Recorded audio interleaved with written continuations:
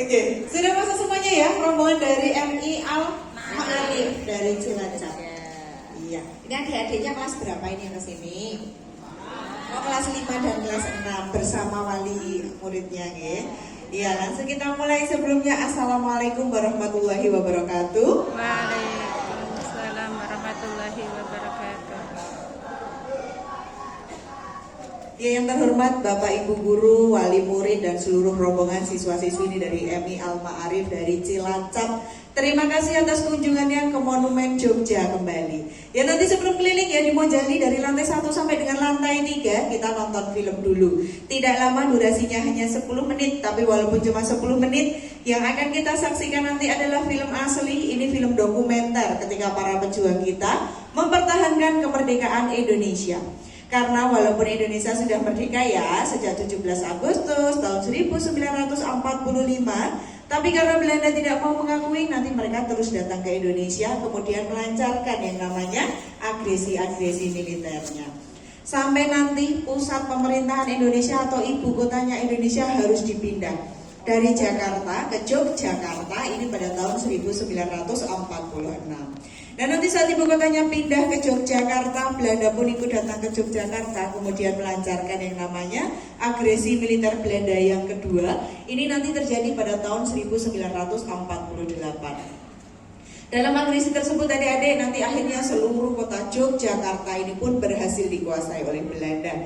Nah, dalam situasi yang sangat genting ini para pejuang kita tidak mau menyerah ya. Mereka tetap bersatu padu melawan penjajah. Salah satunya nanti bisa adik-adik saksikan di film ini. Akan ada perang gerilya, dulu dipimpin langsung oleh Panglima Besar Jenderal Sudirman. Nah, nanti beliau bergerilyanya dari Yogyakarta sampai Kediri, jalan lagi sampai ke daerah Sobo Pacitan. Jarak yang ditempuh kurang lebih nanti ada 1009 km. Puncaknya adik-adik nanti akan ada serangan umum 1 Maret di Yogyakarta. Ini ketika para tentara bersatu padu dengan rakyat ya menyerbu markas Belanda yang ada di Yogyakarta. Nah, dalam pertempuran ini tentara Indonesia nanti akhirnya berhasil menguasai kota Yogyakarta selama 6 jam. Dan kemenangannya tersebut adik-adik hebatnya ya, nanti bisa disiarkan sampai ke perwakilan Indonesia yang sedang ikut rapat PBB di New York sana. Nah, nanti kemudian membuat PBB mendesak Belanda untuk mau melakukan perundingan dengan Indonesia sampai akhirnya nanti ditandatangani perjanjian Rumroyen. Nanti salah satu isinya Belanda harus menarik mundur pasukannya dari wilayah Indonesia yang dimulai dari kota Yogyakarta. Nah, penarikan mundur pasukan Belanda dari kota Yogyakarta ini dikenal dengan peristiwa Jogja Kembali. Makanya juga namanya ini monumen apa?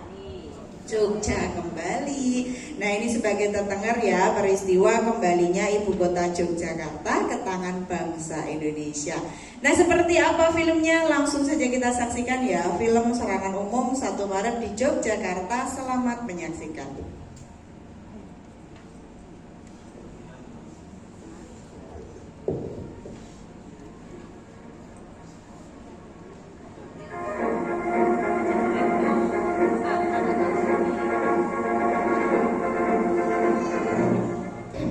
Desember 1948, Belanda melancarkan agresi militer kedua dengan pasukan militer udara. Serangan langsung nasional Indonesia dengan seluruh rakyat sehingga terjadi pertempuran yang dahsyat.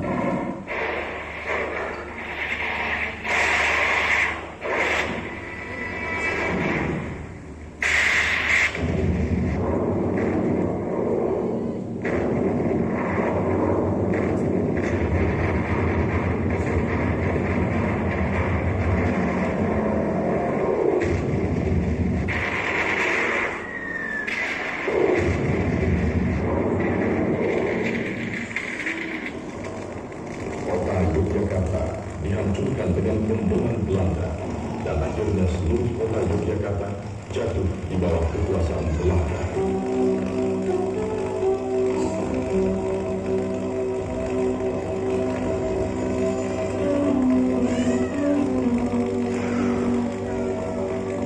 Para pemuda dan orang-orang yang dicurigai ditangkap, Bung Karno dan Bung Hatta serta pemimpin lainnya di tanah Belanda. Pemerintahan darurat segera menjalankan tugasnya di bawah pimpinan Mr. Safruddin Prawiran Reja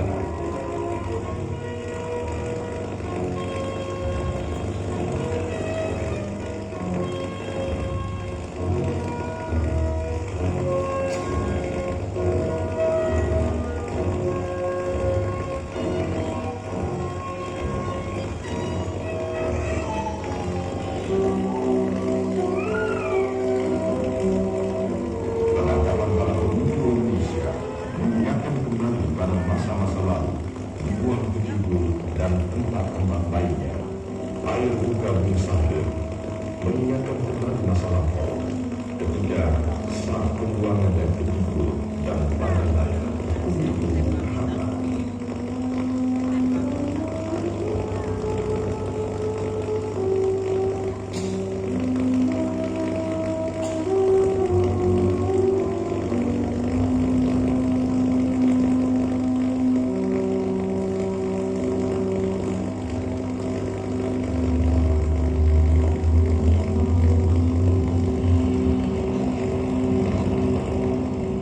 Walaupun kota Yogyakarta telah diduduki Belanda, Tentara Nasional Indonesia bersama rakyat saling bahu-membahu dan dengan semangat juang yang tinggi terus mengadakan perlawanan untuk menghancurkan kekuatan Belanda. Berbagai keperluan logistik dan persenjataan disiapkan sehingga Barisan Tentara Nasional Indonesia berhasil mengkonsolidasi kekuatan di sekitar luar kota Yogyakarta di bawah pimpinan Panglima Besar Jenderal Sudirman. Letnan Kolonel Soeharto mempersiapkan pasukan untuk menyerang kota Yogyakarta yang diduduki Belanda. Dari hasil penelitian, pembagian daerah pertahanan kota Yogyakarta dibagi dalam 6 sektor. Dengan menyusun strategi yang matang sekali, pasukan dibagi dalam beberapa sektor. Antara lain, pasukan dari sektor 1 bertugas menggempur pos Belanda yang berada di kantor pos, juga menghancurkan pos Belanda yang terletak 50 meter di sebelah perempatan Gondomata. Pasukan sektor 2 bertugas menghancurkan pos Belanda yang berada di Dalmi. Sementara itu, pasukan sektor 3 menyerang markas Belanda di Hotel Tugu dan Hotel Merdeka. Pasukan sektor 5 dan 6 sepanjang dekat rel kereta api. Sedangkan serangan terhadap pos Belanda yang berada di Sentral Andi dilakukan oleh sektor 4 yang dipimpin langsung oleh Letnan Kolonel Soeharto dari tebing Kali Bintang. Setelah itu menyerang pos Belanda yang berada di Patung.